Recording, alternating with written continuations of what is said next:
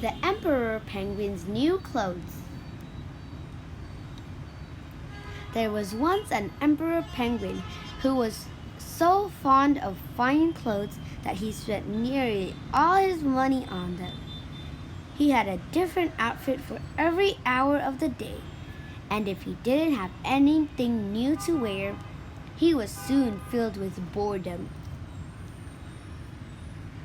"It is all the clothes that make the penguin," he would often say. He had no time for his soldiers or royal subjects. If anyone asked where the emperor was, the answer was nearly always, "He is in his dressing room." One day, two scoundrels came to town. They announced that they were master weavers who could make special magic cloth. Not only it was unusually beautiful, but it was completely invisible to those who were either dishonest or simple-minded. Now that is a rare thing indeed. All the penguins were very impressed. Although none could afford high prices the weavers were asking.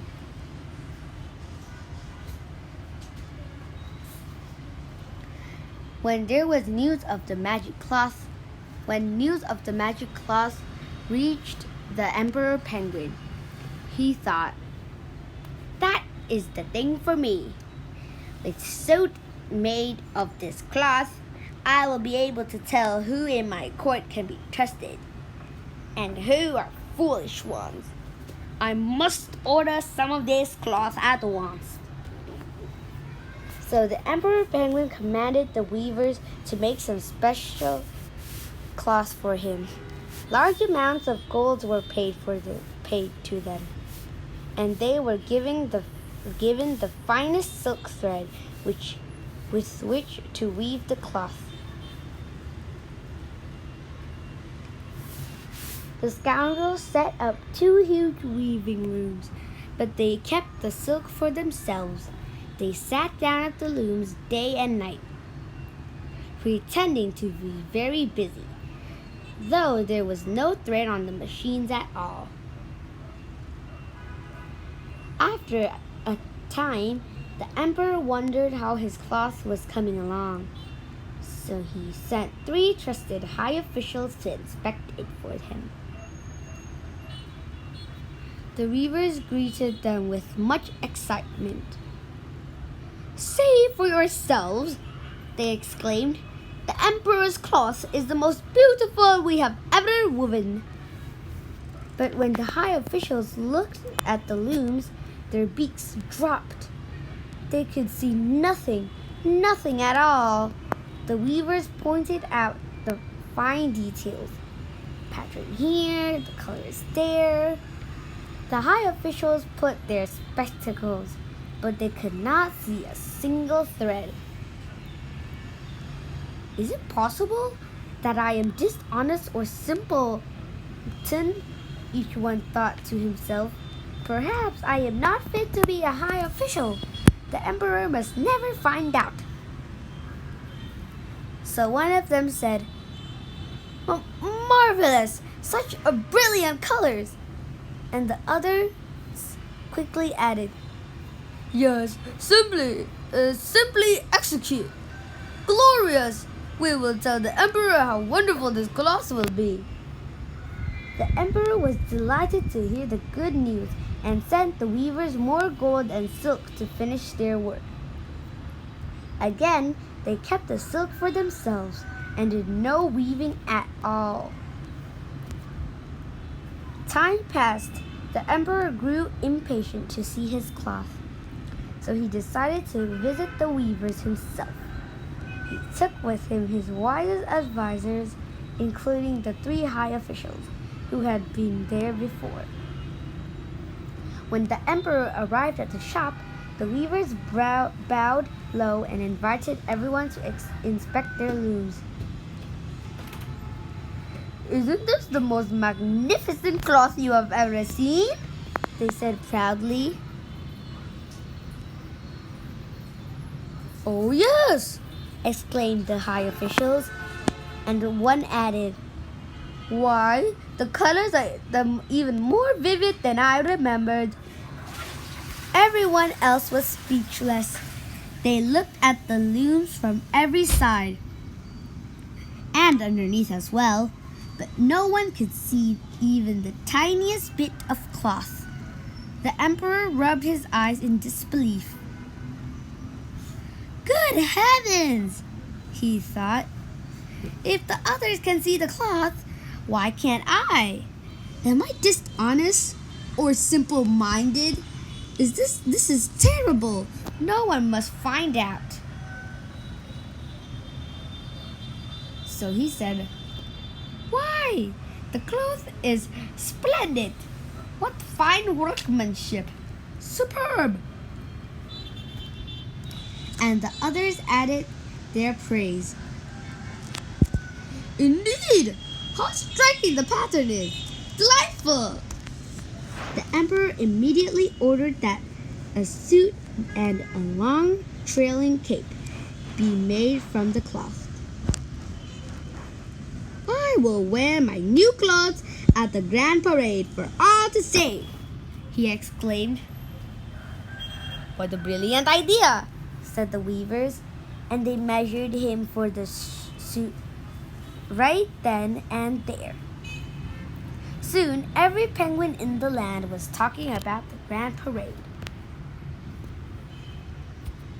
In the days that followed, the weavers could be seen busily cutting the air with scissors, stitching with empty needles, and pretending to sew on buttons and trim. The night before the parade, they burned extra candles so passers-by would be sure to see how hard they are working. In the morning, the weavers hurried to the palace and announced, "The emperor's new cloth is ready." "See, here is the jacket," said one, pretending to hold up the garment. "And here is the cape," said the other. "Oh dear, I cannot see the clothes," thought the emperor. "But everyone else can, so they must be there." The weavers helped him into the suit, piece by piece. "Perfect fit," said one. "A most flattering color," said the other. "Indeed," said the emperor, "these clothes are light as a feather. Brrr, is there a draft in here?" The penguins of the court were full of praise for the emperor's new clothes. "A very height of fashion," they raved. "Sensational, sheer perfection." Trumpets sounded and the grand parade was underway. Everywhere, penguins crowded the streets, waiting to see the emperor's new clothes. What a magnificent, stately procession it was! First came the soldiers and marching bands in splendid uniforms, followed by dancers and acrobats in colorful costumes. Then came the official penguins of the court in long flowing robes. And at last, the emperor. He walked proudly, his beak held high, his royal train barriers pretending to carry the long cape. A hush fell over the crowd as he approached. Everyone stared in amazement.